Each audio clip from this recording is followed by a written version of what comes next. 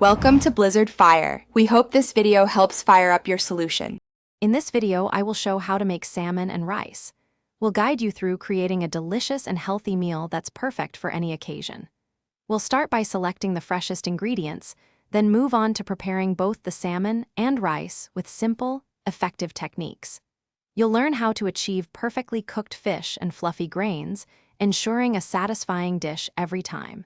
Get ready to impress your taste buds with this easy-to-follow guide. For the best results, begin with a high-quality salmon fillet, ideally around 6 ounces per person. Gently pat the fish completely dry with a paper towel. This crucial step helps achieve that desirable crispy skin. Next, season both sides generously with sea salt, freshly ground black pepper, and any herbs you prefer, such as dill or parsley. A little fresh lemon juice squeezed over the top just before cooking adds a wonderful, bright flavor that complements the salmon beautifully. When cooking your rice, aim for a 2-to-1 ratio of water to rice for perfectly fluffy grains. For the salmon, you can pan-sear it in a hot skillet with a little oil for about 3 to 5 minutes per side, until it's beautifully golden and flakes easily with a fork.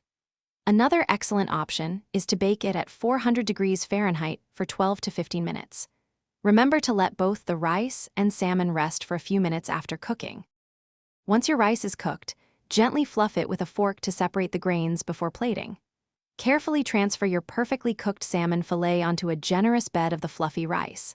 For an extra touch of freshness and flavor, garnish your dish with some finely chopped fresh herbs, such as dill, parsley, or chives. Now, your homemade, healthy, and incredibly delicious salmon and rice meal is ready to be enjoyed. Thanks for watching. If you found this helpful, don't forget to like and subscribe.